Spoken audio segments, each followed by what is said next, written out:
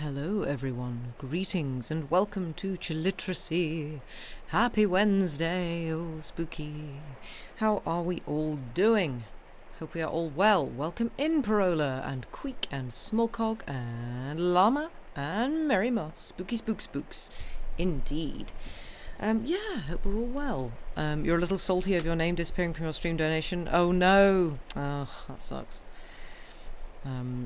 Yeah, that seems to happen on the John stream a lot. Hello here. I'm Lucy. Hi Andy, how are you doing? I hope everybody is doing well. Just making some tea, Mary Moss. Excellent. A good choice of beverage. We've got the credit for your donation. Oh no. Oh, that's annoying. I'm sure someone will have probably passed it on to the band. But, Hi chat. I hope we're all well. It is currently a very autumnal, rainy, it's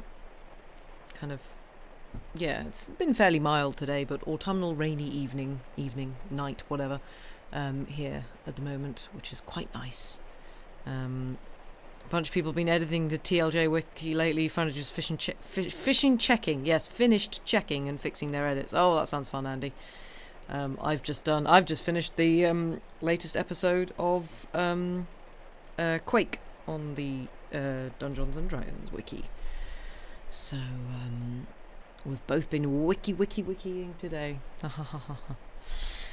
But yes, we've got more spookums tonight because it is spooky season. Okay, thanks Twitch. Go away. You owe me new stats. Yes. Oh, thanks. I will hopefully get everybody else's stats. They have not added your donation to the spreadsheet at all. I mean, to be fair, they did get back yesterday or the day before, and they're a bit, fair. But yeah, I hope all of that gets sorted out for you both. But yeah, I am somewhat under the weather. I have a cold. I know I have a cold, but it's not really doing much. Outwardly it's not doing much. Inwardly it is causing my sinuses to throw a tantrum. But yeah, we'll see how much I manage to read tonight because had a sore throat Monday, then had to take a choir rehearsal yesterday, so voice is already feeling a bit sore, and we will see how much I manage to get through. Angeline, a button? You pressed a button. Thank you very much indeed for the resubscription. Very lovely to see you. Welcome on in. Sinus tantrums are no fun. They're not, no. I woke up this morning and I just could not breathe on the left side of my face at all. So that was exciting. Just sinuses being sinusy. And my sinuses tend to hate me when I read for a long period of time, so we shall see how that happens. See what happens, whatever. Sounds terrible, hope you feel better soon, thank you. Yeah, I mean, it's sort of the time of year. Worst part of a cold is the stopped up sinuses, yeah. So the left hand side of my face, the sinuses don't really drain properly, because I have a wonky nose. So just always blocked up sinuses when I have a cold. It's great. Time of the sinus goo. Well, I don't get sinus goo, that's the thing. I just don't get anything. Like, nothing moves. Which is exciting. Until my nose decides that it's too much pressure and goes, blood. Which seems to be its solution to most problems. Which is very exciting and fun. But yeah, so we're on Henry James' Turn of the Screw. And last time, what did we... You have acquired cat? Excellent, Llama. Hello, Sherlock Holmes. Face plumbing is the worst. I know, it fails us at all the times where we need it. Kind of fitting for spooky season, though. This is true. So, last time, we've got our main character, who has turned up at this house as basically the sort of teacher for the kids, I guess governess. And oh my gosh, lightning so spooky. Oh, scary. Thank you, Darly-sam, for subscribing. Again, not that you have a choice. But yeah, there's our main character has gone to this house with these two wonderful kids, and everything's fine. The little girl is an absolute angel. The boy has been sent down from school. Nobody's quite sure why. Possibly just being a bad person, but he's basically been expelled from his school, and it's all a bit suspicious. And yeah, nothing weird's been going on. It's not like she's been walking around and she's been seeing a man just chilling on like the top of the house, the tower of the house. Perfect children who've never done anything wrong in their entire lives. Yeah, exactly. Just don't pay attention to the fact that lots of governesses seem to be disappearing. Like, they seem to not last very long at this house, and they go away again. And one of them died, but we don't talk about that. That's fine. And then this man has appeared twice now, giving our protagonist a bit of a heart attack. And she keeps on trying to find him, and he's not there. And then she was talking to the housekeeper, and the housekeeper was just like, well, what did he look like? And she's like, oh, he looked like this. It's like, oh, that's Peter Quint. Who's Peter Quint? Peter Quint is a bad, bad man. Right, okay, well, we should probably make sure he doesn't come here again. Oh yeah, well, Peter Quint's dead. And that was where we left off last time. So, if we're all sitting comfortably, I've got the text pinned at the top of chat, we're at chapter 6.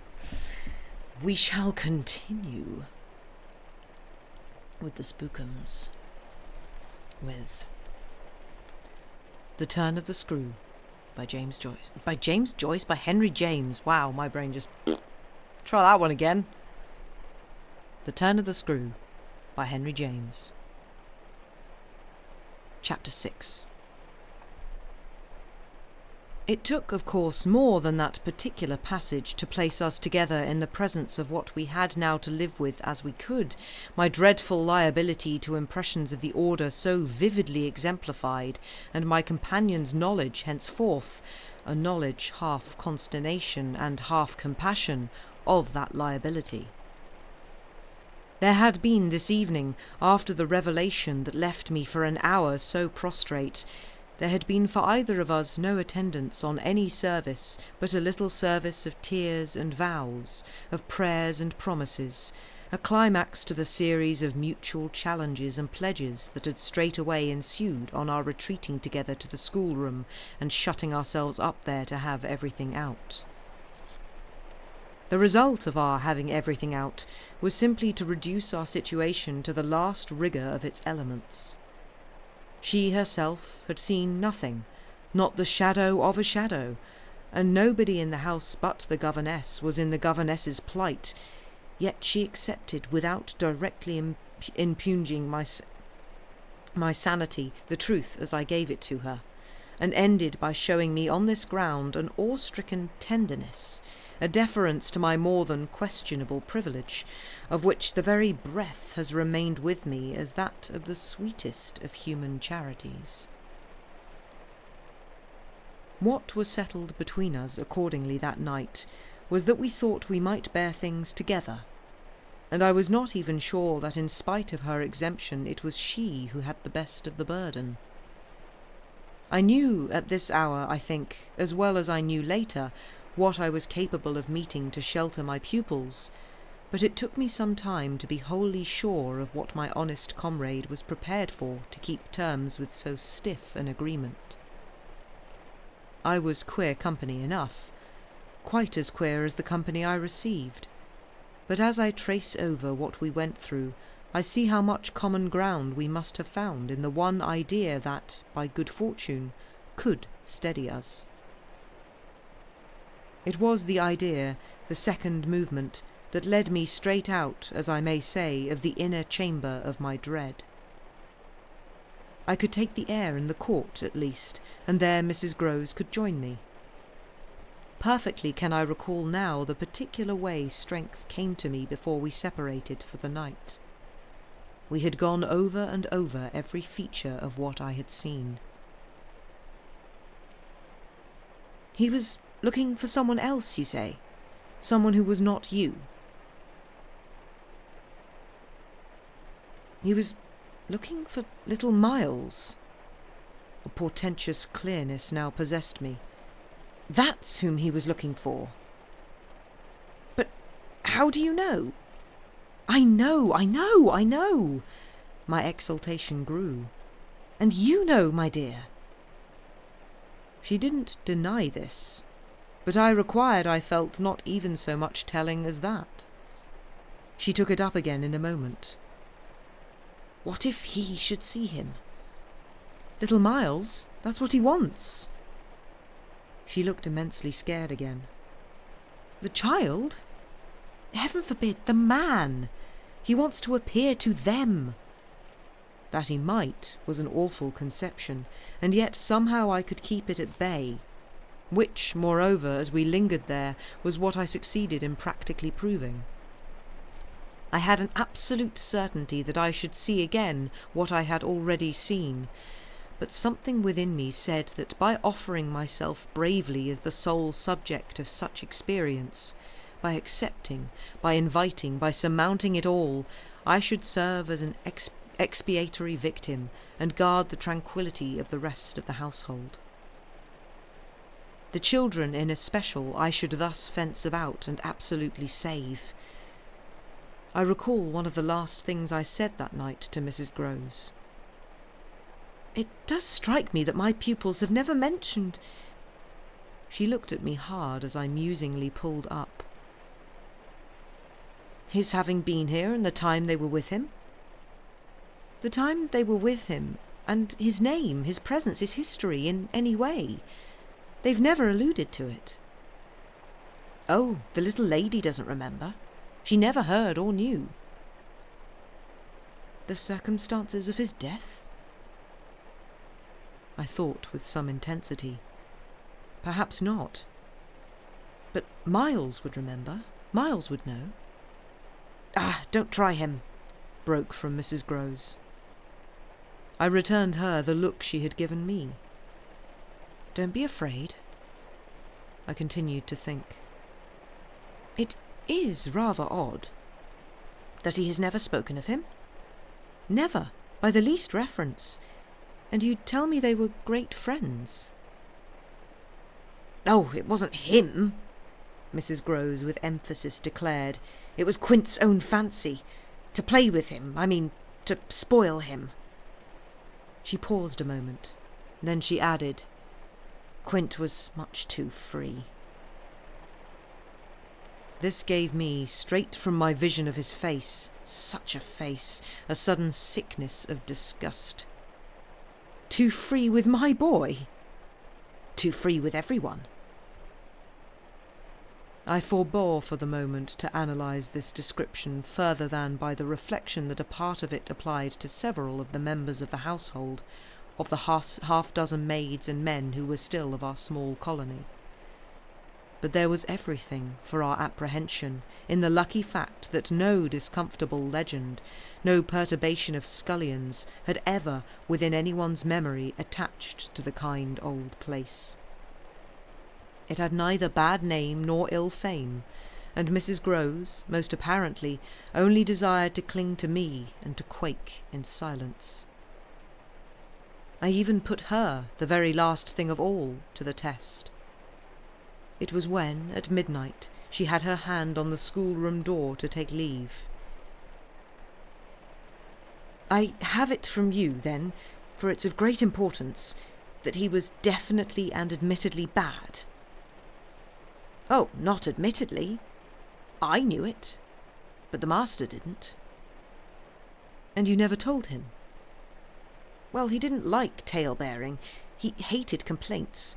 He was terribly short with anything of that kind, and if people were all right to him, he wouldn't be bothered with more? This squared well enough with my impression of him. He was not a trouble-loving gentleman, nor so very particular, perhaps, about some of the company he himself kept. All the same, I pressed my informant.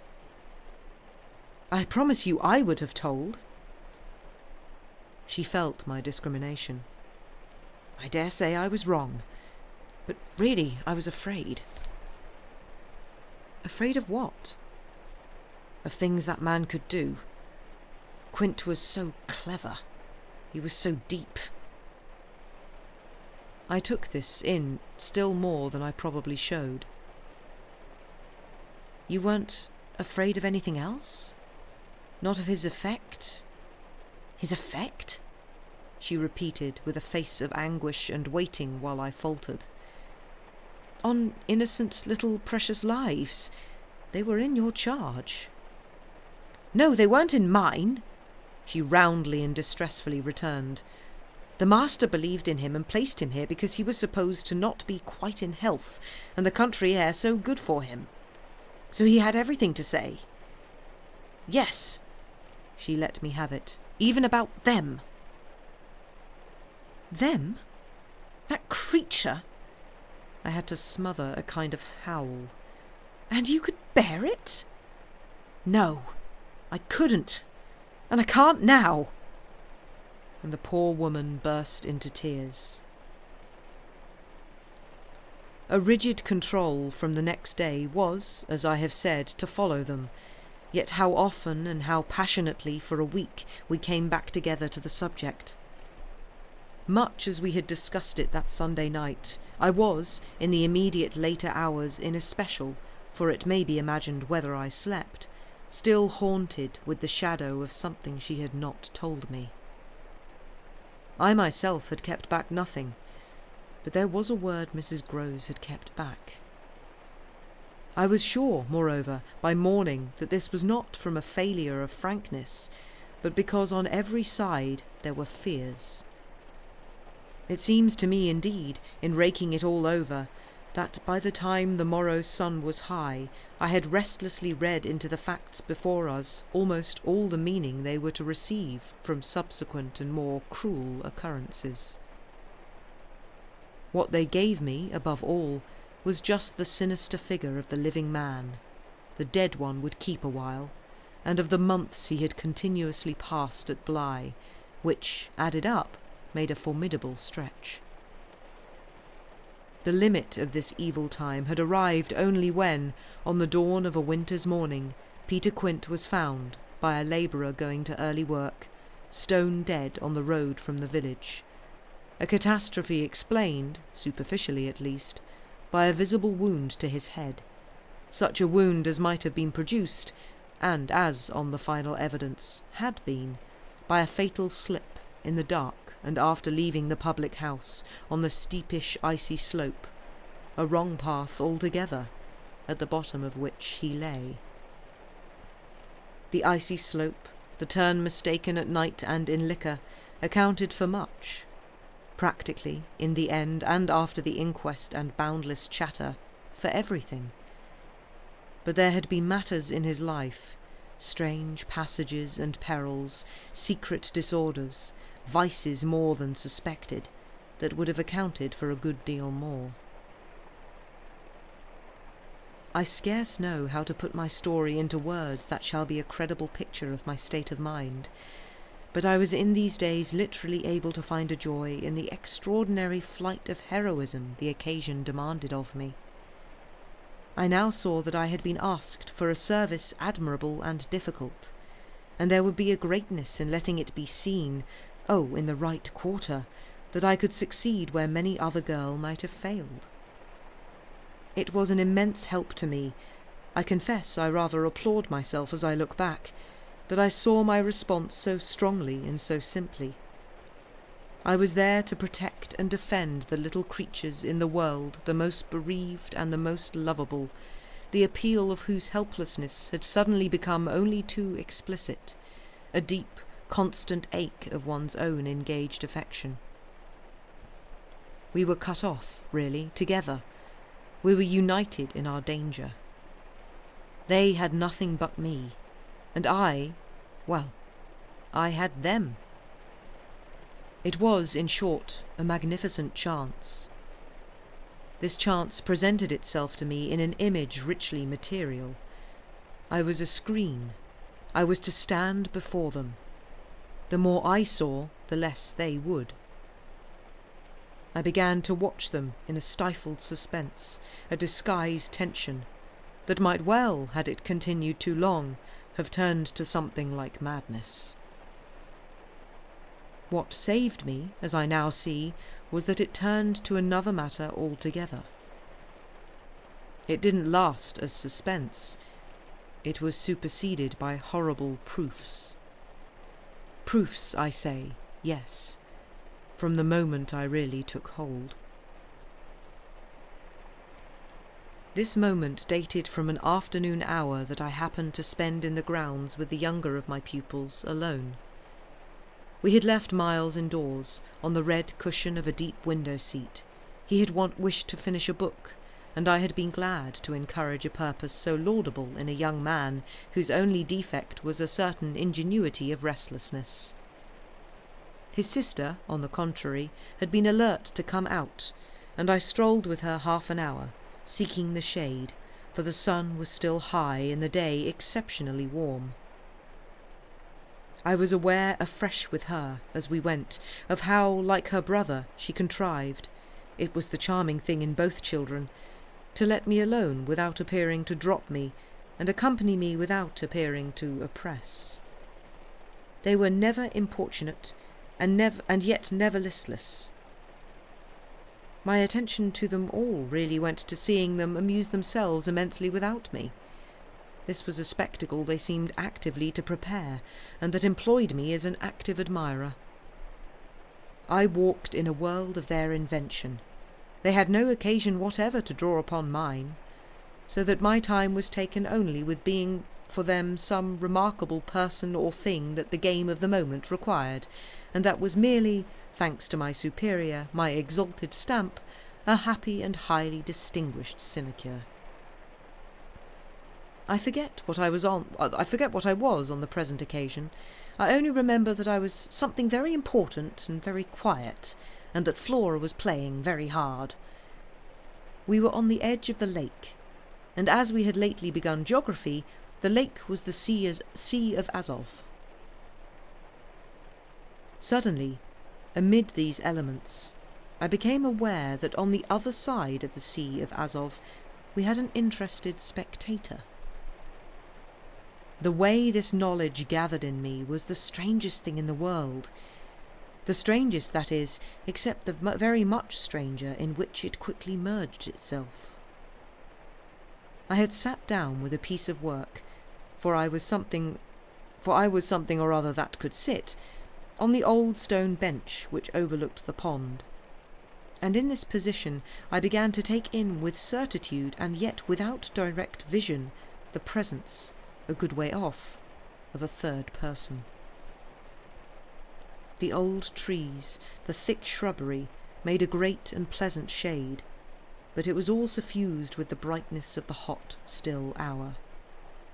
There was no ambiguity in anything, none whatever, at least, in the conviction I from one moment to another found myself forming as to what I should see straight before me and across the lake as a consequence of raising my eyes.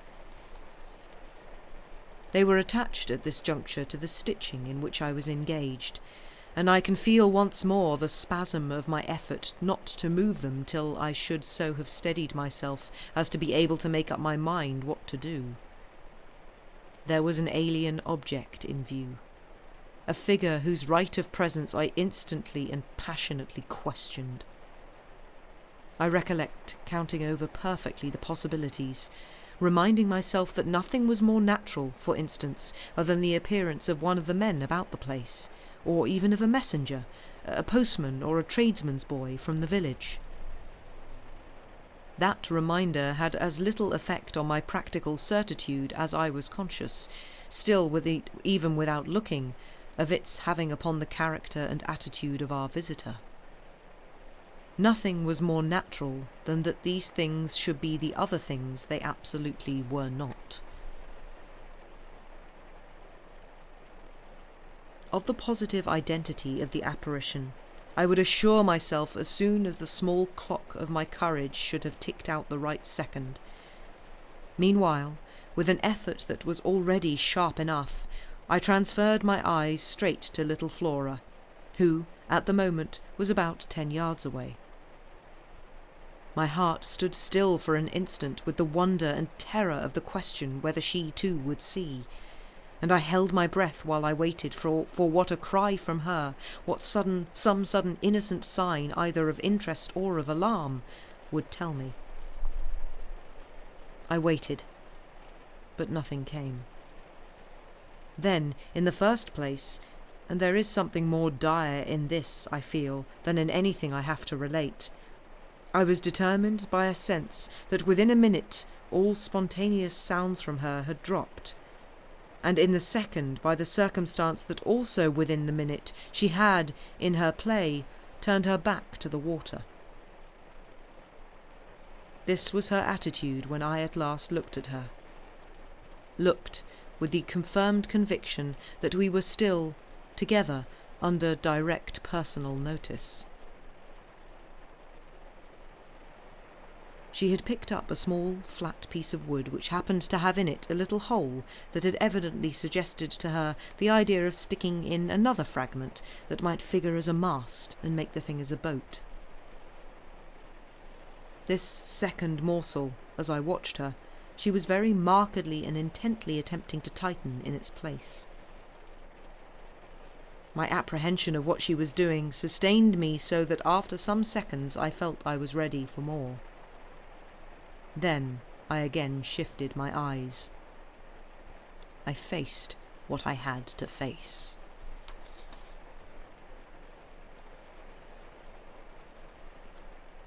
Chapter 7.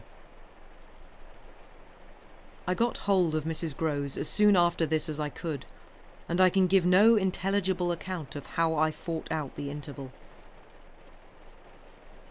Yet I still hear myself cry as I fairly threw myself into her arms.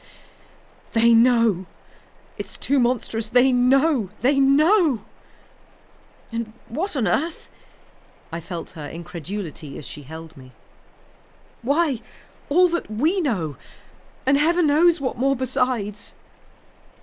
Then, as she released me, I made it out to her, made it out perhaps only now with full coherency even to myself. 2 hours ago, in the garden, I could scarce articulate, Flora saw. Mrs. Grose took it as she might have taken a blow in the stomach. "She has told you?" she panted. "Not a word. That's the horror. She kept it to herself. The child of 8, that child!" Unutterable still for me was the stupefaction of it. Mrs. Grose, of course, could only gape the wider. "Then how do you know?" "I was there. I saw with my eyes, saw she was perfectly aware." "Do you mean aware of him?" "No, of her." I was conscious as I spoke that I looked prodigious things, for I got the slow reflection of them in my companion's face. "Another person, this time, but a figure of quite as unmistakable horror and evil. A woman in black, pale and dreadful, with such an air also, and such a face, on the other side of the lake. I was there with the child, quiet for the hour, and it's in the midst of it she came." "Came how? From where?"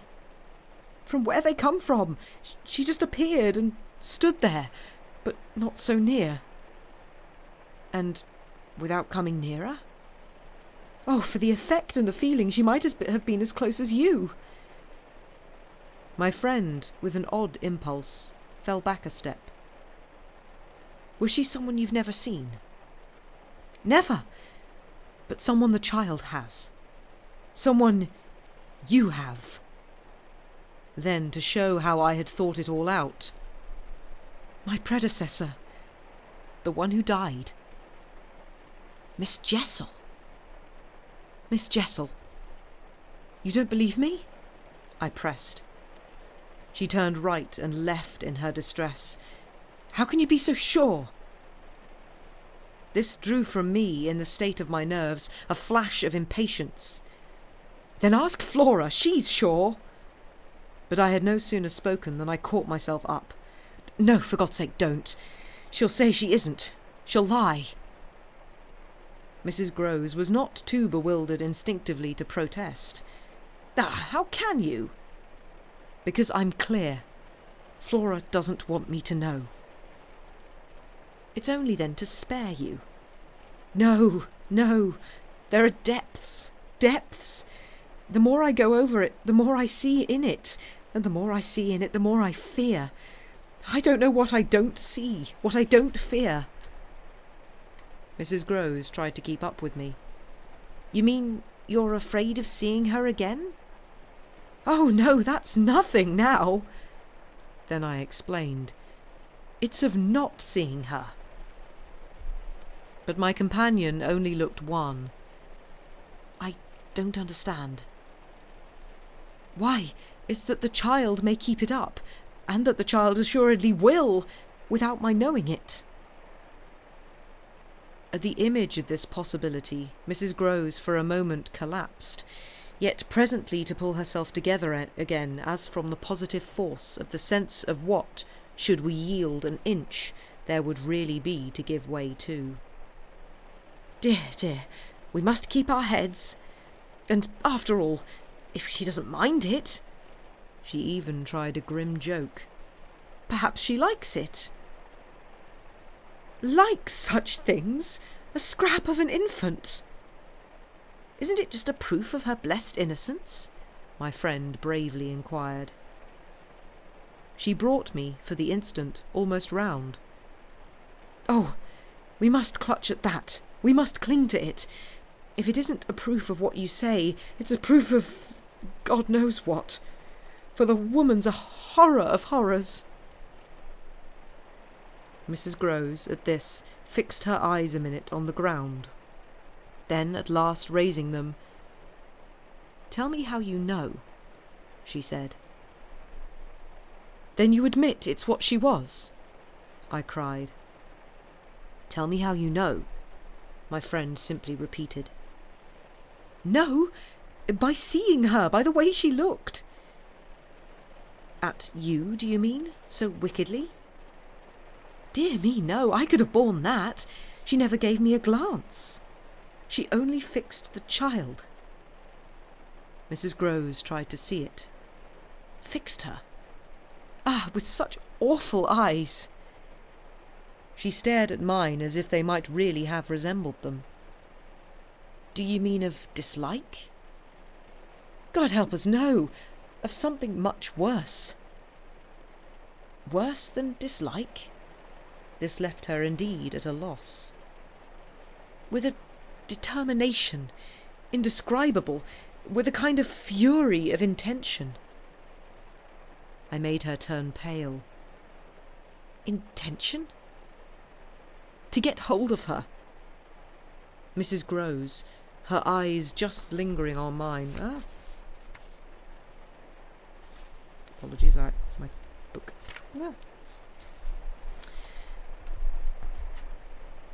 Mrs. Groves, her eyes just lingering on mine, gave a shudder and walked to the window.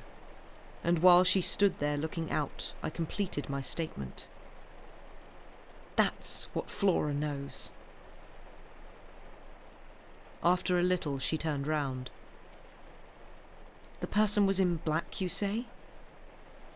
"In mourning. Rather poor, almost shabby. But yes, with extraordinary beauty." I now recognised to what I had at last, stroke by stroke, brought the victim of my confidence, for she quite visibly weighed this. "Oh, handsome, very, very," I insisted. "Wonderfully handsome, but infamous." She slowly came back to me. Miss Jessel was infamous. She once more took my hand in both her own, holding it as tight as if to fortify me against the increase of alarm I might draw from this disclosure. "They were both infamous," she finally said. So for a little we faced it once more together, and I found absolutely a degree of help in seeing it now so straight. "I appreciate," I said, "the great decency of your not having hitherto spoken, but the time has certainly come to give me the whole thing." She appeared to assent to this, but still only in silence, seeing which I went on. "I must have it now. Of what did she die? Come, there was something between them." There was everything. "In spite of the difference?" "Oh, of their rank, their condition?" She brought it woefully out. "She was a lady." I turned it over. I again saw. Yes, she was a lady. "And he so dreadfully below," said Mrs. Grose. I felt that I doubtless needn't press too hard, in such company, of the place of a servant in the scale, but there was nothing to prevent an acceptance of my companion's own measure of my predecessor's abasement. There was a way to deal with that, and I dealt, the more readily for my full vision, on the evidence of our employer's late good-looking own man, impudent, assured, spoiled, depraved. The fellow was a hound. Mrs. Grose considered as if it were perhaps a little a case for a sense of shades. "I've never seen one like him. He did what he wished." With her? With them all. It was as if now in my friend's own eyes Miss Jessel had again appeared. I seemed at any rate for an instant to trace their evocation of her as distinctly as I had seen her by the pond, and I brought out with decision, "It must have been also what she wished." Mrs. Grose's face signified that it had been indeed, but she said at the same time, "Poor woman, she paid for it." "Then you do know what she died of?" I asked. "No, I know nothing. I wanted not to know. I was glad enough I didn't. And I thanked heaven she was well out of this." "Yet you had then your idea?" "Of her real reason for leaving? Oh yes, as to that. She couldn't have stayed. Fancy it here, for a governess. And afterwards I imagined, and I still imagine. And what I imagine is dreadful." "Not so dreadful as what I do," I replied, on which I must have shown her, as I was indeed but too conscious, a front of miserable defeat. It brought out again all her compassion for me, and at the renewed touch of her kindness my power to resist broke down. I burst, as I had the other time made her burst, into tears. She took me to her motherly breast, and my lamentation overflowed. "I don't do it," I sobbed in despair. "I don't save or shield them. It's far worse than I dreamed. They're lost."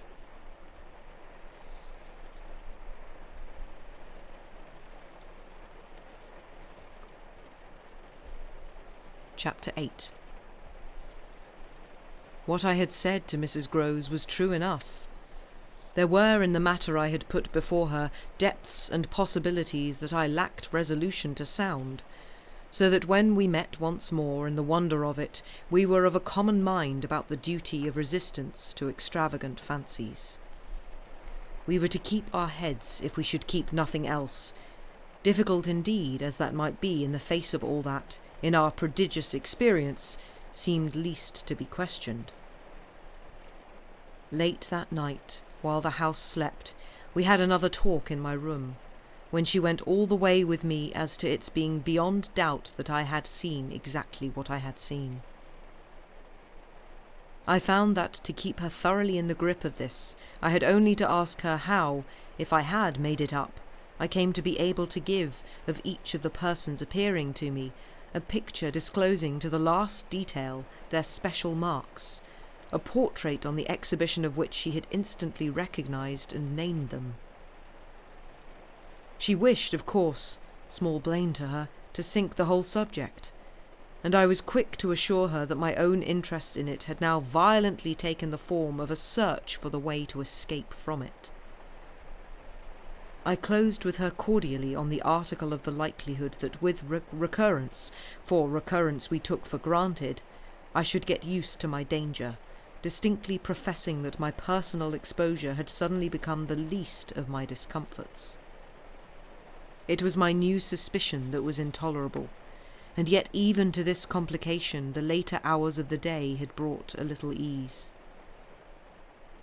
On leaving her, after my first outbreak, I had of course returned to my pupils, associating the right remedy for my dismay with that sense of their charm which I had already recognised as a resource I could positively cultivate, and which had never failed me yet.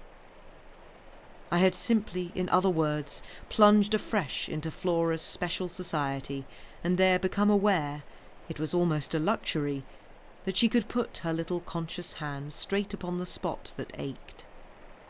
She had looked at me in sweet speculation, and then had accused me to my face of having cried. I had supposed the ugly signs of it brushed away, but I could literally, for the time at all events, rejoice under this fathomless charity that they had not entirely disappeared. To gaze into the depths of blue of the child's eyes and pronounce their loveliness a trick of premature cunning was to be guilty of a cynicism in preference to which I naturally preferred to abjure my judgment and, as so far as might be, my agitation. I couldn't abjure for merely wanting to, but I could repeat to Mrs. Grose, as I did there over and over in the small hours, that with our small friends' voices in the air, their pressure on one's heart, and their fragrant faces against one's cheek, everything fell to the ground but their incapacity and their beauty. It was a pity that, somehow to settle this once for all, I had equally to re-enumerate the signs of subtlety that, in the afternoon by the lake, had made a miracle of my show of self-possession.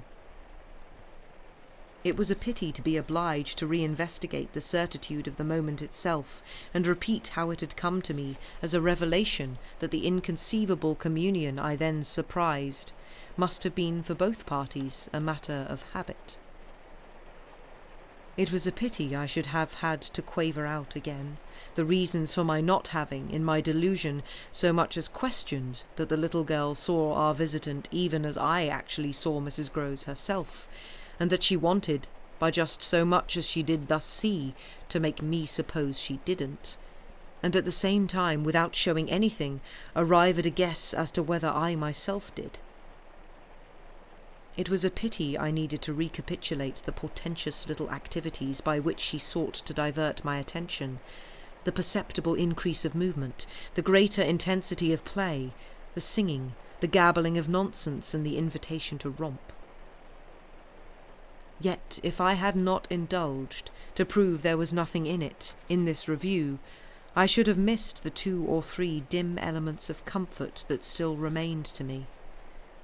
I shouldn't, for instance, have been able to asseverate to my friend that I was certain, which was so much to the good, that I, at least, had not betrayed myself. I shouldn't have been prompted by stress of need, by desperation of mind, I scarce know what to call it, to invoke such further aid to intelligence as might spring from pushing my colleague fairly to the wall. She had told me, bit by bit, under pressure, a great deal, but a small shifty spot on the wrong side of it all still sometimes brushed my brow like the wing of a bat, and I remember how, on this occasion, for the sleeping house and the concentration alike of our danger and our watch seemed to help, I felt the importance of giving the last jerk to the curtain. "I don't believe anything so horrible," I recollect saying. "No, let us put it definitely, my dear, that I don't. But if I did, you know, there's a thing I should require now, just without sparing you the least bit more, oh, not a scrap, come, to get out of you." What was it you had in mind when, in our distress, before Miles came back, over the letter from his school, You said under my insistence that you didn't pretend for him he hadn't literally ever been bad. He has not, truly, ever, in these weeks that I myself have lived with him and so closely watched him, he has been an imperturbable little prodigy of delightful, lovable goodness. Therefore you might perfectly have made the claim for him if you had not, as it happened, seen an exception to take. What was your exception, and to what passage in your personal observation of him did you refer? It was a straight question enough, but levity was not our note, and in any case I had before the grey dawn admonished us to separate. Got my answer. What my friend had had in mind proved immensely to the purpose. It was neither more nor less than the particular fact that for a period of several months Quint and the boy had been perpetually together. It was, indeed, the very appropriate item of evidence of her having ventured to criticise the propriety, to hint at the incongruity of so close an alliance, and even go so far on the subject as a frank overture to Miss Jessel would take her. Miss Jessel had, with a very high manner about it, requested her to mind her business, and the good woman had on this directly approached little Miles. What she had said to him, since I pressed, was that she liked to see young gentlemen not to forget their station. I pressed again, of course, the closer for that. You reminded him that Quint was only a base menial?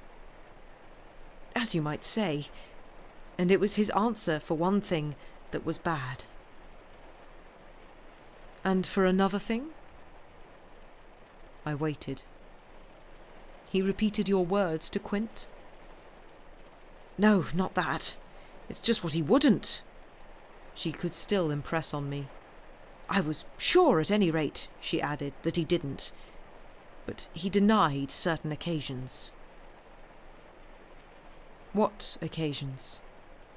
When they had been about together quite as if Quint were his tutor, and a very grand one, and Miss Jessel only for the little lady. When he had gone off with the fellow, I mean, and spent hours with him. He then prevaricated about it. He said he hadn't. Her assent was clear enough to cause me to add in the moment, I see. He lied. Oh, Mrs. Groves mumbled. This was a suggestion that it didn't matter, which indeed she backed up by a further remark. You see, after all, Miss Jessel didn't mind. She didn't forbid him. I considered. Did he put that to you as a justification? At this she dropped again. No, he never spoke of it. Never mentioned her in connection with Quint? She saw, visibly flushing, where I was coming out. Well, he didn't show anything. He denied, she repeated. He denied. Lord, how I pressed her now, so that you could see he knew what was between the two wretches. I don't know, the poor woman wailed. You do know, you dear thing, I replied, only you haven't my dreadful boldness of mind, and you keep back out of timidity and modesty and delicacy even the impression that in the past, when you had, without my aid, to flounder about in silence, most of all made you miserable. But I shall get it out of you yet. There was something in the boy that suggested to you, I continued, his covering and concealing their relation. Oh, he couldn't prevent your learning the truth, I dare say, but heavens! I fell with vehemence a-thinking. What it shows that they must to that extent have succeeded in making of him. Ah, nothing that's not nice now, Mrs. Groves lugubriously pleaded. I don't wonder you looked queer, I persisted, when I mentioned to you the letter from his school. I doubt if I looked as queer as you, she retorted with homely force. And if he was so bad then as that comes to, how is he such an angel now? Yes, indeed. And if he was a fiend at school, how? Well, I said in my torment, you must put it to me again, though I shall not be able to tell you for some days. Only put it to me again, I cried in a way that made my friend stare. There are directions in which I mustn't for the present let myself go. Meanwhile, I returned to her first example, the one to which she had just previously referred, of the boy's happy capacity for an occasional slip.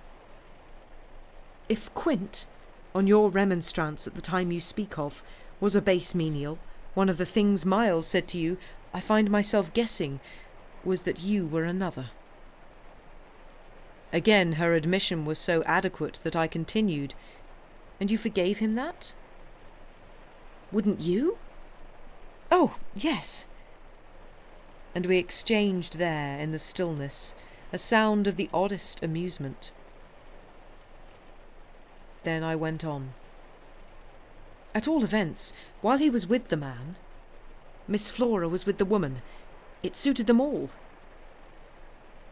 It suited me too, I felt, only too well. By which I mean that it suited exactly the particular deadly view I was in the very act of forbidding myself to entertain. But I so far succeeded in checking the expression of this view that I will throw, just here, no further light on it that may be offered by the mention of my final observation to Mrs. Grose. His having lied and being impudent are, I confess, less engaging specimens than I had hoped to have from you of the outbreak of him in the little natural man. Still, I mused, they must do, for they make me feel more than ever that I must watch. It made me blush the next minute to see in my friend's face how much more unreservedly she had forgiven him than her anecdote struck me as pointing out my own tenderness any way to do. This was marked when, at the schoolroom door, she quitted me. Surely you don't accuse him of carrying on an intercourse that he conceals from me? Ah, remember that until further evidence I now accuse nobody. Then, before shutting her out to go by another passage to her own place, I must wait, I wound up. And that is where we shall take a break. Thank you for listening. I hope you have been enjoying. I certainly have. So, go do break-related things, cycle those fluids, etc., and we shall see you back in about 5 minutes. Bye for now.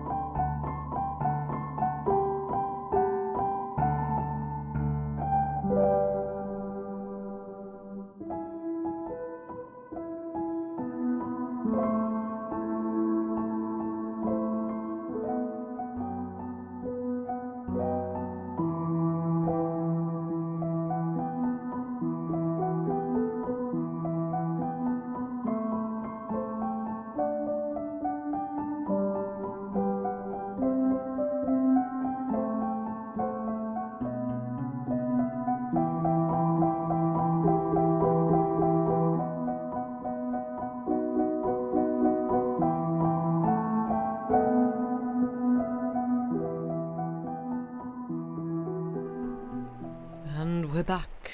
Welcome back from a break. Hope we're all doing well. And yeah, Quint is, if it's not very obvious, a very nasty man. There's a lot of reading into Turn of the Screw in terms of like Quint and his relationship to Miles. Certainly in some readings, some interpretations, it's might be some child abuse going on there. And yeah, like, to me that checks out. So yeah, like I don't think anything is like overtly said or anything, but there's definitely an undercurrent of that. You're trying not to think that, but it's not going too well. Yeah, I have always assumed that with this, because yeah, problematic indeed. Quint, not just excrement of a human being, and now he's dead and he's still shit. So yeah, like, yeah. So yeah, of the two ghosts, he's distinctly the worst. But also, I just the thing I particularly like with the Turn of the Screw, right, is it's your classic, I suppose, classic ghost story, except that like it's night time, I'm walking around an abandoned house and there is a ghost. Like, there's just ghosts like turning up in the middle of the day just watching the kids. And it's like, yeah, that's good job, Henry James. That's kind of terrifying. Just like suddenly being aware of someone staring at not necessarily you, but the person you're with. It's like, well, there's someone standing over there. I don't want to look at them, but there is someone over there in broad daylight, and it's a person, but it's not a person. Just fantastic spooky writing, fantastic stuff. But yes, we shall continue. I'll see how much more I can get done, because my voice and sinuses are going at me. So hopefully we'll be able to get to where I would like to get to. Anyone seen Bly Manor? It's inspired by this book. Oh, no. Isn't that... Because there's The Haunting of Hill House, and isn't there The Haunting of Bly Manor as well, or am I imagining that? Or is that a separate thing? Might be a separate thing. Please don't hurt your voice, don't worry. My voice is fine, it'll be fine. I've just got a bit of a sore throat. I know how to not damage my voice, it's fine.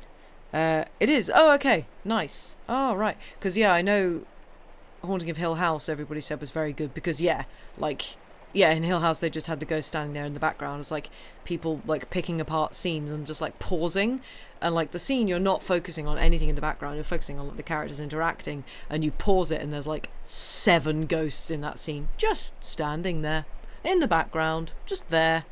It's like, oh, that's fantastic. Because it's just like, even if you're watching that and you're not noticing them, you know they're there, because brain goes, there's a person standing over there. So I do love films and TV that do that. It's very, very good. Anyway, shall we continue with the spookums? I think we shall. God, it was such a good show. Yeah, I've heard it was very good. Maybe I'll get around to watching it at some point if I can muster up the courage. Anyway, here we go. Chapter 9. I waited and waited, and the days took as they elapsed something from my consternation. A very few of them, in fact, passing in constant sight of my pupils without a fresh incident, sufficed to give to grievous fancies and even to odious memories a kind of brush of the sponge. I have spoken of the surrender to their extraordinary childish grace as a thing I could actively promote in myself, and it may be imagined if I neglected now to apply at this source for whatever balm it would yield. Stranger than I can express, certainly, was the effort to struggle against my new lights. It would doubtless have been a greater tension still, however, had it not been so frequently successful. I used to wonder how my little charges could help guessing that I thought strange things about them, and the circumstance that these things only made them more interesting was not by itself a direct aid to keeping them in the dark. I trembled lest they should see that they were so immensely more interesting. Putting things at the worst, at all events, as in meditation I so often did, any clouding of their innocence could only be, blameless and foredoomed as they were, a reason the more for taking risks. There were moments when I knew myself to catch them up by an irresistible impulse and press them to my heart. As soon as I had done so, I used to wonder, what will they think of that? Doesn't it betray too much?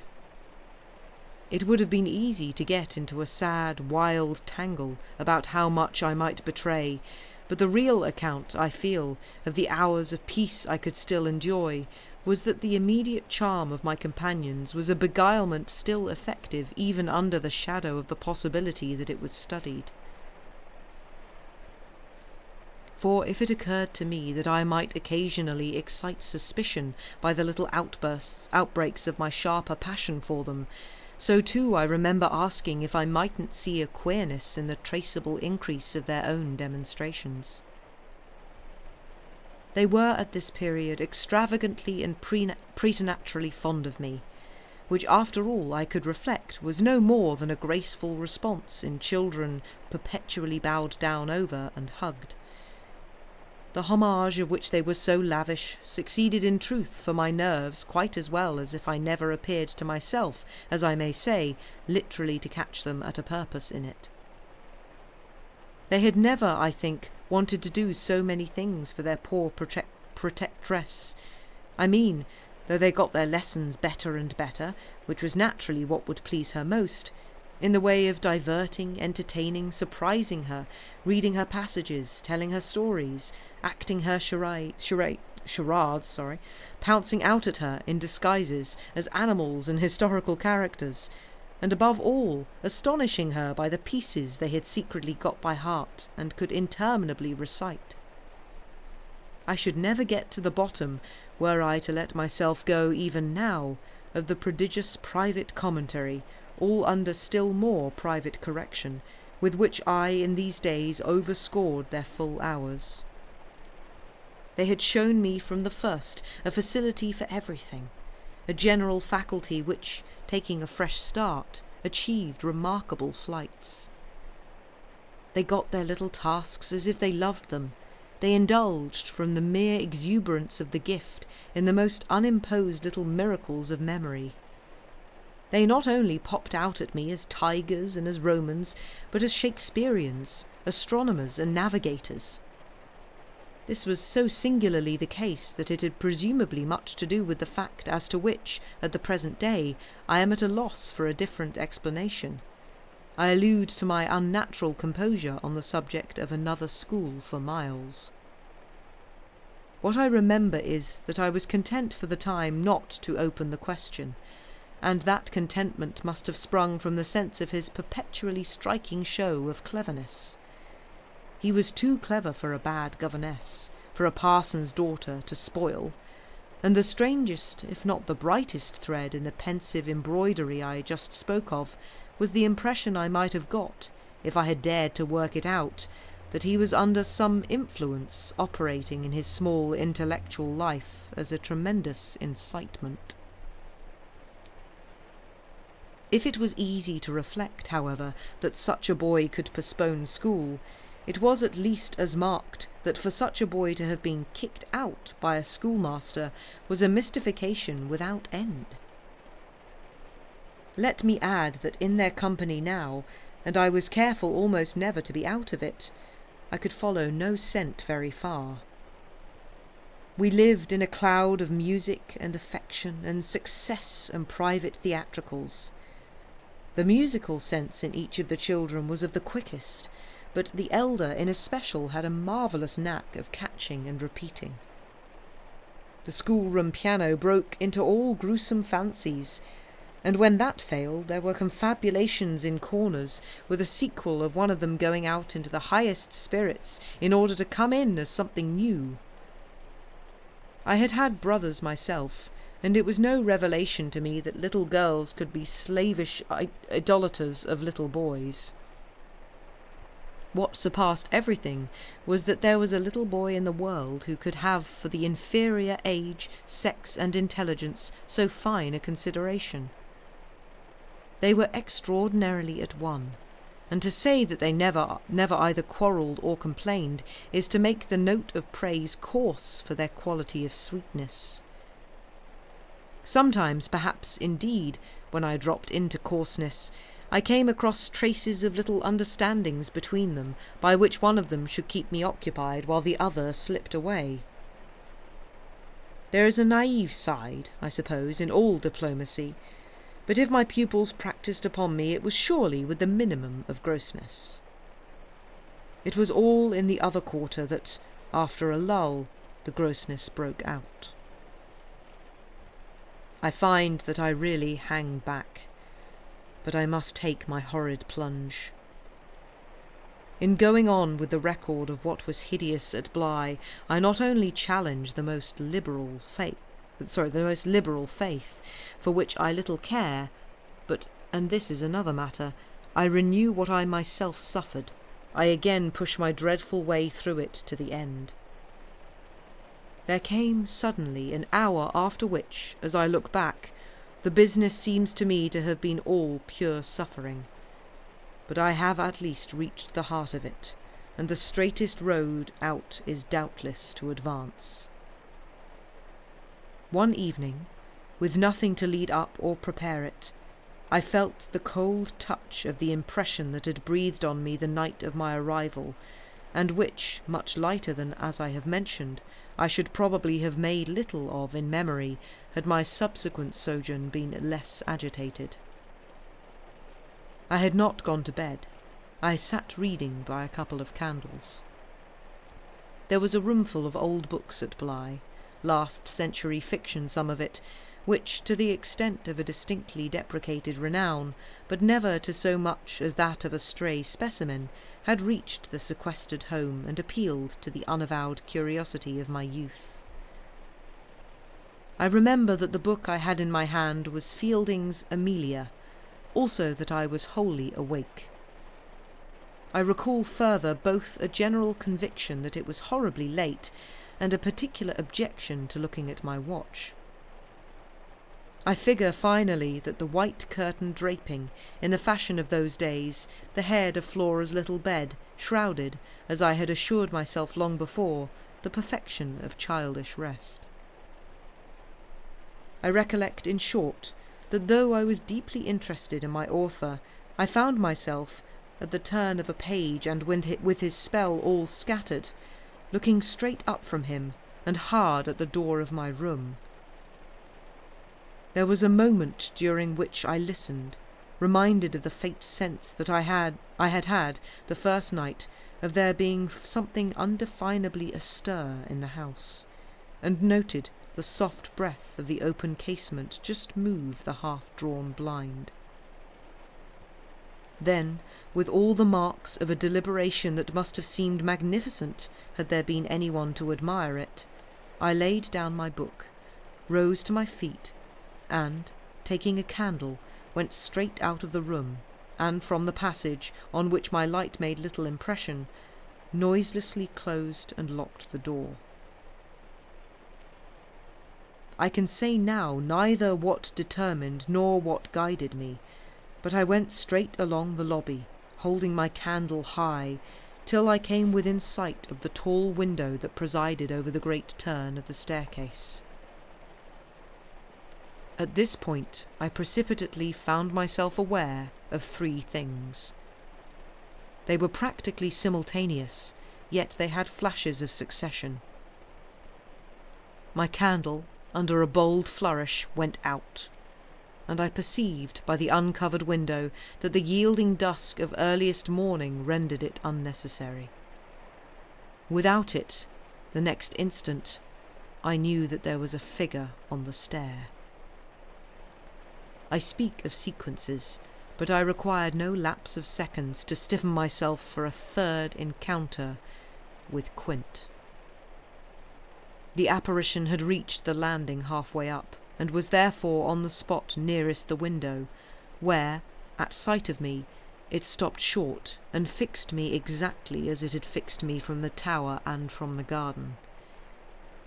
He knew me as well I knew him. And so, in the cold, faint twilight, with the glimmer in the high glass and another on the polish of the oak stair below, we faced each other in our common intensity. He was absolutely, on this occasion, a living, detestable, dangerous presence. But that was not the wonder of wonders. I reserve this distinction for quite another circumstance. The circumstance that dread had unmistakably quitted me, and that there was nothing in me unable to meet and measure him. I had plenty of anguish after that extraordinary moment, but I had, thank God, no terror. And he knew I hadn't. I found myself at the end of an instant magnificently aware of this. I felt, in a fierce rigour of confidence, that if I stood my ground a minute I should cease, for the time at least, to have him to reckon with. And during the minute, accordingly, the thing was as human and hideous as a real interview. Hideous just because it was human. As human as to have met alone, in the small hours, in a sleeping house, some enemy, some adventurer, some criminal. It was the dead silence of our long gaze at such close quarters that gave the whole horror, huge as it was, its only note of the unnatural. If I had met a murderer in such a place, and at such an hour, we still at least would have spoken. Something would have passed in life between us. If nothing had passed, one of us would have moved. The moment was so prolonged that it would have taken but little more to make me doubt even if I were in life. I can't express what followed it, save by saying that the silence itself, which was indeed in a manner an attestation of my strength, became the element into which I saw the figure disappear, in which I definitely saw it turn, as I might have seen the low wretch to which it had once belonged turn on receipt of an order, and pass, with my eyes on the villainous back that no hunch could have more disfigured, straight down the staircase and into the darkness in which the next bend was lost.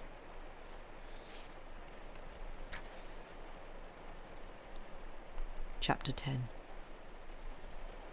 I remained a while at the top of the stair, but with the effect presently of understanding that when my visitor had gone, he had gone. Then I returned to my room. The foremost thing I saw there by the light of the candle I had left burning was that Flora's little bed was empty. And on this I caught my breath with all the terror that, 5 minutes before, I had been able to resist. I dashed at the place in which I had left her lying, and over which, for the small silk counterpane and the sheets were disarranged, the white curtains had been deceivingly pulled forward. Then my step, to my unutterable relief, produced an answering sound. I noticed an agitation of the window blind, and the child, ducking down, emerged rosily from the other side of it. She stood there in so much of her candour and so little of her nightgown, with her pink bare feet and the golden glow of her curls. She looked intensely grave, and I had never had such a sense of losing an advantage acquired, the thrill of which had just been so prodigious, as on my consciousness that she addressed me with a reproach. "You naughty! Where have you been?" Instead of challenging her own irregularity, I found myself arraigned and explaining. She herself explained, for that matter, with the loveliest, eagerest simplicity. She had known, suddenly, as she lay there, that I was out of the room, and had jumped up to see what had become of me. I had dropped, with the joy of her reappearance, back into my chair. feeling then and then only a little faint, and she had pattered straight over to me, thrown herself upon my knee, given herself to be held with the flame of the candle full in the wonderful little face that was still flushed with sleep. I remember closing my eyes an instant, yieldingly, consciously, as before the excess of something beautiful that shone out of the blue of her own. "You were looking for me out of the window?" I said. "You thought I might be walking in the grounds?" "Well, you know, I thought someone was." She never blanched as she smiled out that at me. Oh, how I looked at her now! "And did you see anyone?" "Ah, no," she returned, almost with the full privilege of childish inconsequence, resentfully, though with a long sweetness in her little drawl of the negative. At the moment, in the state of my nerves, I absolutely believed she lied. And if I once more closed my eyes, it was before the dazzle of the 3 or 4 possible ways in which I might take this up. One of these for a moment tempted me with such singular force that, to resist it, I must have gripped my little girl with a spasm that, wonderfully, she submitted to without a cry or a sign of fright. Why not break out at her on the spot and have it all over? Give it to her straight in her lovely little lighted face. You see, you know that you do, and that you already quite suspect I believe it. Therefore, why not frankly confess it to me, so that we may at least live with it together and learn, perhaps, in the strangeness of our fate, where we are and what it means?" This solicitation dropped, alas, as it came. If I could immediately have succumbed to it, I might have spared myself, well, you'll see what. Instead of succumbing, I sprang again to my feet, looked at her bed, and took a helpless middle way. "Why did you pull the curtain over the place to make me think you were still there?" Flora luminously considered, after which, with her little divine smile, "Because I don't like to frighten you." "But if I had, by your idea, gone out—" She absolutely declined to be puzzled. She turned her eyes to the flame of the candle, as if the question were as irrelevant, or at any rate as impersonal, as Mrs. Martsit, or 9 times 9. "Oh, but you know," she quite adequately answered, "that you might have come back, you dear, and that you have." And after a little, when she had got into bed, I had a long time, by almost sitting on her for the retention of her hand, to show how I recognised the pertinence of my return. You may imagine the general complexion from that moment of my nights. I repeatedly sat up till I don't know when. I selected moments when my roommate unmistakably slept, and stealing out, took noiseless turns in the passage. I even pushed as far as to where I had last met Quint. But I never met him there again, and I may as well say at once that I on no other occasion saw him in the house. I just missed, on the staircase nevertheless, a different adventure. Looking down it from the top, I once recognised the presence of a woman seated on one of the lower steps, with her back presented to me, her body half bowed, and her head in an attitude of woe in her hands. I had been there but an instant, however, when she vanished without looking round at me. I knew, for all that, exactly what dreadful face she had to show, and I wondered whether, if instead of being above I had been below, I should have had the same nerve for going up that I had lately shown Quint. Well, there continued to be plenty of call for nerve. On the 11th night after my latest encounter with that gentleman, they were all numbered now, I had an alarm that perilously skirted it, and that indeed, from the particular quality of its unexpectedness, proved quite my sharpest shock. It was precisely the first night during this series that, weary with vigils, I had conceived I might again without laxity lay myself down at my old hour. I slept immediately, and, as I afterwards knew, till about 1 o'clock, but when I woke it was to sit straight up, as completely roused as if a hand had shaken me. I had left a light burning, but it was now out, and I felt an instant certainty that Flora had extinguished it. This brought me to my feet, and straight in the darkness to her bed, which I found she had left. A glance at the window enlightened me further, and the striking of the match completed the picture.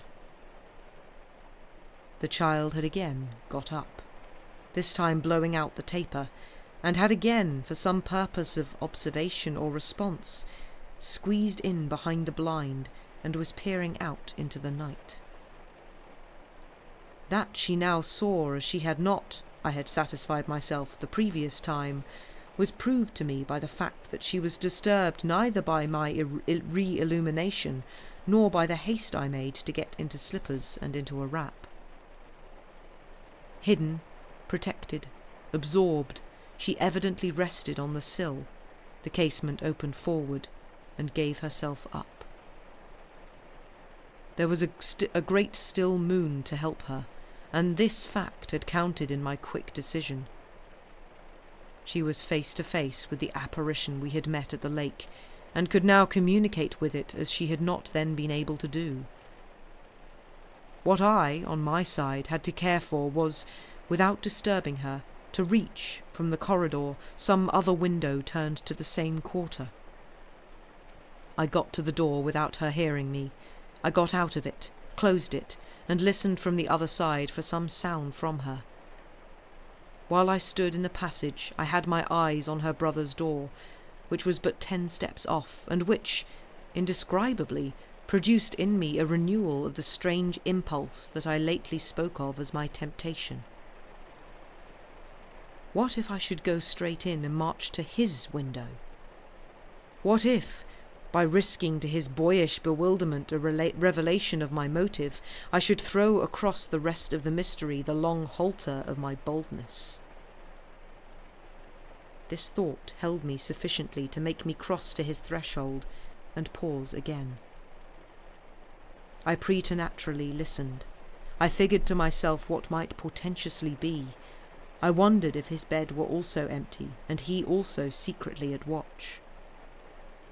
It was a deep, soundless minute, at the end of which my impulse failed. He was quiet. He might be innocent. The risk was hideous. I turned away. There was a figure in the grounds, a figure prowling for a sight, the visitor with whom Flora was engaged, but it wasn't the visitor most concerned with my boy. I hesitated afresh, but on other grounds, and only a few seconds. Then I had made my choice. There were empty rooms enough at Bly, and it was only a question of choosing the right one. The right one suddenly presented itself to me as the lower one, though high above the gardens, in the solid corner of the house that I have spoken of as the old tower. This was a large square chamber, arranged with some state as a bedroom, the extravagant size of which made it so inconvenient that it had not for years, though kept by Mrs. Grose in exemplary order, been occupied. I had often admired it, and I knew my way about in it. I had only, after just faltering at the first chill gloom of its disuse, to pass across it and unbolt in all quietness one of the shutters. Achieving this transit, I uncovered the glass without a sound, and, applying my face to the pane, was able, the darkness without being much less than within, to see that I commanded the right direction. Then I saw something more. The moon made the night extraordinarily penetrable, and showed me on the lawn a person, diminished by distance, who stood there motionless and as if fascinated, looking up to where I had appeared, looking, that is, not so much straight at me, as at something that was apparently above me. There was clearly another person above me. There was a person on the tower. But the presence on the lawn was not in the least what I had conceived and had confidently hurried to meet. The presence on the lawn, I felt sick as I made it out, was poor little Miles himself.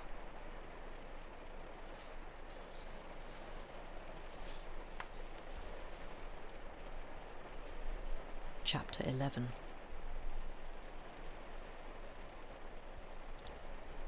It was not till late next day that I spoke to Mrs. Grose, the rigour with which I kept my pupils in sight making it often difficult to meet her privately, the more as we each felt the importance of not provoking, on the part of the servants quite as much as on that of the children, any suspicion of a secret flurry or of a discussion of mysteries. I drew a great security in this particular from her mere smooth aspect. There was nothing in her fresh face to pass on to others the least of my horrible confidences. She believed me, I was sure, absolutely. If she hadn't, I don't know what would have become of me, for I could not have borne the strain alone. But she was a magnificent monument to the blessing of a want of imagination, and if she could see in our little charges nothing but their beauty and amiability, their happiness and cleverness, she had no direct communication with the sources of my trouble. If they had been at all visibly blighted or battered, she would doubtless have grown, on tracing it back, haggard enough to match them. As matters stood, however, I could feel her when she surveyed them with her large white arms folded and the habit of serenity in all her look. Thank the Lord's mercy that if they were ruined, the pieces would still serve.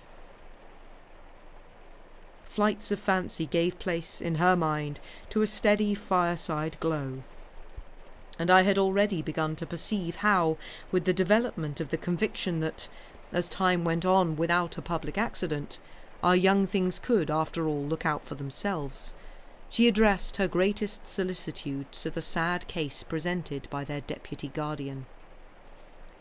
That, for myself, was a sound simplification. I could engage that, to the world, my face should tell no tales, but it would have been, in the conditions, an immense added worry to find myself anxious about hers. At the hour I now speak of, she had joined me, under pressure, on the terrace, where, with the lapse of the season, the afternoon sun was now agreeable, and we sat there together, while before us, and at a distance, yet within call if we wished, the children strolled to and fro in one of their most manageable moods. They moved slowly, in unison, below us, over the lawn, the boy, as they went, reading aloud from a story-book and passing his arm round his sister to keep her quite in touch. Mrs. Grose watched them with positive placidity. Then I caught the suppressed intellectual creak with which she conscientiously turned to take from me a view of the back of the tapestry. I had made her a receptacle of lurid things, but there was an odd recognition of my superiority, my accomplishments and my function, in her patience under my pain. She offered her mind to my disclosures as, had I wished to mix a witch's broth and proposed it with assurance, she would have held out a large, clean saucepan. This had become thoroughly her attitude by the time that, in my recital of the events of the night, I reached the point of what Miles had said to me when, after seeing him at such a monstrous hour, almost on the very spot where he happened now to be, I had gone down to bring him in, choosing then at the window, with a concentrated need of not alarming the house, rather that method than any noisier process. I had left her, meanwhile, in little doubt of my small hope of representing with success even to her actual sympathy my sense of the real splendour of the little inspiration with which, after I had got him into the house, the boy met my final articulate challenge. As soon as I appeared in the moonlight on the terrace, he had come to me as straight as possible. on which I had taken his hand without a word and led him through the dark spaces, up the staircase where Quint had so hungrily hovered for him, along the lobby where I had listened and trembled, and so to his forsaken room. Not a sound on the way had passed between us, and I had wondered, oh, how I had wondered, if he were groping about in his dreadful little mind for something plausible and not too grotesque. It would tax his invention, certainly, and I felt, this time, over his real embarrassment, a curious thrill of triumph. It was a sharp trap for any game hitherto successful. He could play no longer at perfect propriety, nor could he pretend to it. So how the deuce would he get out of the scrape? There beat in me, indeed, with the passionate throb of this question, an equal dumb appeal as to how the deuce I should. I was confronted at last, as never yet, with all the risk attached even now to sounding my own horrid note. I remember, in fact, that as we pushed into his little chamber, where the bed had not been slept in at all, and the window, uncovered to the moonlight, made the place so clear that there was no need of striking a match, I remember how I suddenly dropped, sank upon the edge of the bed from the force of the idea that he must know how he really, as they say, had me. He could do what he liked, with all his cleverness to help him, so long as I should continue to defer to the old tradition of the criminality of those caretakers of the young who minister to superstitions and fears. He had me indeed, and in a cleft stick, for who would ever absolve me? Who would consent that I should be unhung, if, by the faintest tremor of an overture, I were the first to introduce into our perfect intercourse an element so dire? No, no, it was useless to attempt to convey to Mrs. Grose, just as it is scarcely less so to attempt to suggest here, how, during our short stiff brush there in the dark, he fairly shook me with admiration. I was, of course, thoroughly kind and merciful. Never, never yet had I placed on his small shoulders hands of such tenderness as those with which, while I rested against the bed, I held him there well under fire. I had no alternative but, in form at least, to put it to him. You must tell me now, and all the truth. Where did you go? What did you go out for? What were you doing there? I can still see his wonderful smile, the whites of his beautiful eyes and the uncovering of his clear teeth shine to me in the dusk. If I tell you why, will you understand? My heart at this leaped into my mouth. Would he tell me why? I found no sound on my lips to press it, and I was aware of answering only with a vague, repeated, grimacing nod. He was gentleness itself, and while I wagged my head at him, he stood there more than ever a little fairy prince. It was his brightness indeed that gave me a respite. Would it be so great if he were really going to tell me? Well, he said at last, just exactly in order that you should do this. Do what? Think me, for a change, bad. I shall never forget the sweetness and gaiety with which he brought out the word, nor how, on top of it, he bent forward and kissed me. It was practically the end of everything. I met his kiss, and I had to make, while I folded him for a minute in my arms, the most stupendous effort not to cry. He had given exactly the account of himself that permitted least my going behind it, and it was only with the effect of confirming my acceptance of it that, as I presently glanced about the room, I could say, "Then you didn't undress at all?" He fairly glittered in the gloom. "Not at all. I sat up and read." "And when did you go down?" "At midnight.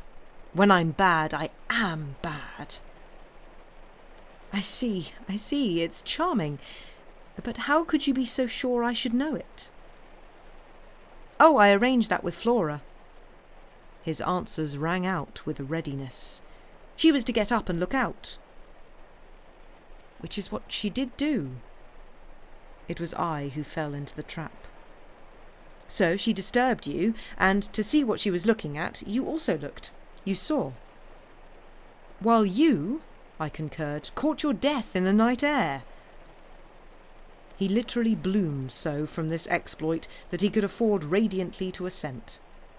"How otherwise should I have been bad enough?" he asked. Then, after another embrace, the incident and our interview closed on my recognition of all the reserves of goodness that, for his joke, he had been able to draw upon.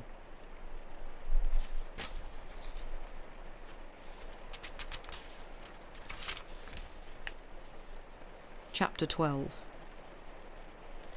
The particular impression I had received proved in the morning light, I repeat, not quite successfully presentable to Mrs. Grose, though I reinforced it with the mention of still another remark that he had made before we separated. "It all lies in 6 words," I said to her, words that really settle the matter. "Think, you know, what I might do." He threw that off to show me how good he is. He knows down to the ground what he might do. That's what he gave them a taste of at school.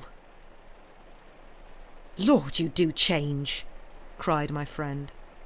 "I don't change, I simply make it out. The 4, depend on it, perpetually meet. If on either of those last nights you had been with either child, you'd clearly have understood. The more I've watched and waited, the more I felt that if there were nothing else to make it sure, it would be made so by the systematic silence of each. Never, by a slip of the tongue, have they so much as alluded to either of their old friends, any more than Miles has alluded to his expulsion. Oh yes, we may sit here and look at them, and they may show off to us there to their fill, but even while they pretend to be lost in their fairy tale, they're steeped in their vision of the dead restored to them." "He's not reading to her," I declared. "They're talking of them. They're talking horrors. I go on, I know, as if I were crazy, and it's a wonder I'm not. What I've seen would have made you so, but it has only made me more lucid, made me get a hold of still other things." My lucidity must have seemed awful, but the charming creatures who were victims of it, passing and repassing in their interlocked sweetness, gave my colleague something to hold on by, and I felt how tight she held as, without stirring in the breath of my passion, she covered them still with her eyes. "Of what other things have you got hold?" "Why, of the very things that have delighted, fascinated, and yet at bottom, as I now so strangely see, mystified and troubled me. They're more than earthly beauty. They're absolutely unnatural goodness. It's a game," I went on. "It's a policy and a fraud." "On the part of little darlings? As yet mere lovely babies? Yes, mad as that seems." The very act of bringing it out really helped me to trace it, follow it all up and piece it all together. They haven't been good, they've only been absent. It has been easy to live with them because they're simply leading a life of their own. They're not mine, they're not ours, they're his and they're hers. Quince and that woman's. Quince and that woman's. They want to get to them. Oh, how at this poor Mrs. Grose appears to study them. But for what? For the love of all the evil that, in those dreadful days, the pair put into them, and to ply them with that evil still, to keep up the work of demons, is what brings the others back. "Laws!" said my friend under her breath. The exclamation was homely, but it revealed a real acceptance of my further proof of what, in the bad time, for there had been a worse even than this, must have occurred. There could have been no such justification for me as the plain assent of her experience to whatever depth of depravity I found credible in our brace of scoundrels. It was in obvious submission of memory that she brought out after a moment, "They were rascals. But what can they now do?" she pursued. "Do?" I echoed so loud that Miles and Flora, as they passed at their distance, paused an instant in their walk and looked at us. "Don't they do enough?" I demanded in a lower tone, while the children, having smiled and nodded and kissed hands to us, resumed their exhibition. We were held by it a minute. Then I answered, "They can destroy them." At this my companion did turn, but the appeal she launched was a silent one, the effect of which was to make me more explicit. "They don't know as yet quite how, but they're trying hard.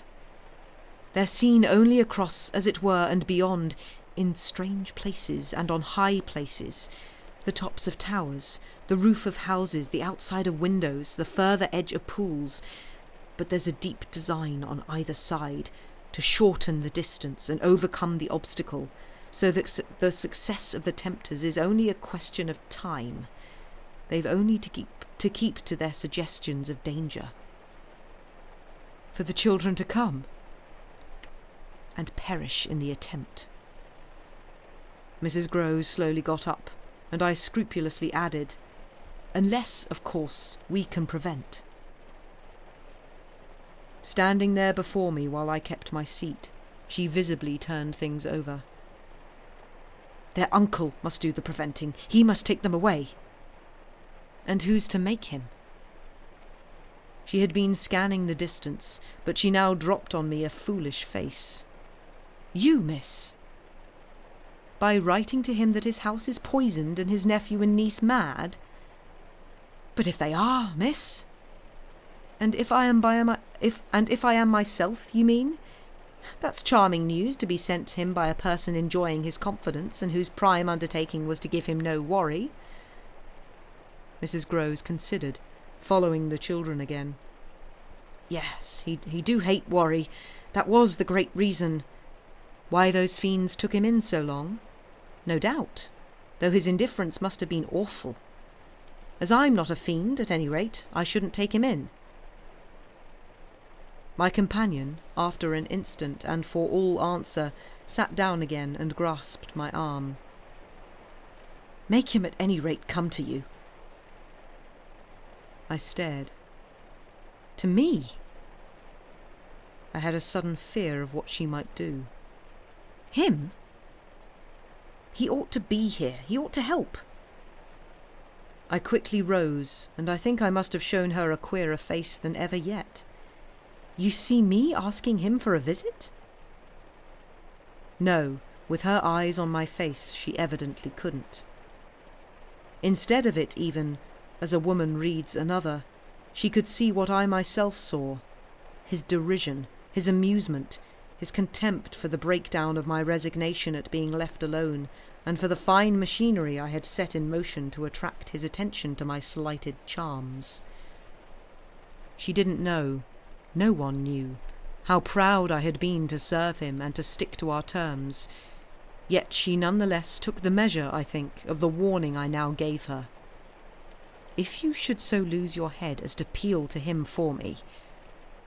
She was really frightened. Yes, miss? I would leave on the spot, both him and you. And that is where we shall end for tonight. Thank you for listening. Oh, it's getting spooky. Oh dear. What's spookier than spooky ghosts? Kids. Kids in league with spooky ghosts. Kids deliberately hiding things. Miles is a creepy little what's-it. So, yeah. Goody gumdrops. Yeah, kids are creepy and sticky, yes. Although not much mention of them being sticky in this. But yeah, I hope you're all enjoying. I am very much enjoying this. Oh, hi, Speedy! Oh no, you've just turned up for the end. I'm sorry. But lovely to see you here. Hope you are well. But yeah, as always, yeah. Sorry about that. We obviously are at the wrong time for you. But yeah, welcome in. I hope you're doing well. But actually, Speedy, because I don't think you were here for the first stream of this. If you like Spookums, first stream of this is on our YouTube, so would recommend. Do you already know when the next reading session will be? Rather not miss it. So Wednesdays and Saturdays. So in theory, Sam will be reading more spooky stories, more short stories on Saturday, and next Wednesday I will be continuing with this at the same time. So 9 p.m. BST. No, it's not BST anymore, is it? Oh yeah, it's still BST for the next hour or so. No, not. When does it change? It might change next weekend. But anyway, are you on the Discord, Mary? I do not know if you are. If not, boop. Come join. We announce everything over on the Discord when things go live. So you shall be sure not to miss a stream there. But yes, thank you all very much for being here. I hope you've enjoyed that. I certainly have. We're coming up on the weird week when our time is off from yours from a different amount. Yep, that's the one. Joined, hooray! Welcome into our little library. Yes, yeah, we've got clocks go back, forwards. Back, forwards, I can never remember. Hang on, spring forwards, fall back. Back! Clocks go back. The time zones do indeed break soon. Back. Thanks, everyone. Spring forward, fall back. Yes, thanks, Annie. But yeah, let's see who's on to raid. Have we got a Stephen on? We do! So, I'm going to throw you all over to the lovely Stephen. Go say hi. He's a wonderful person. We're very good stream friends with him and his lovely people over on his channel. So yeah, go head over there. Sam should be back on Saturday with some more short stories that will probably be of the spooky variety. Not sure what he's planning on doing, but stay tuned for that. And then I should be back next Wednesday with more Turning of the Screw. But yeah, I hope you all have a good rest of your day, night, whatever time it is for you. And yeah, we shall see you again soon. Thank you very much, and goodbye.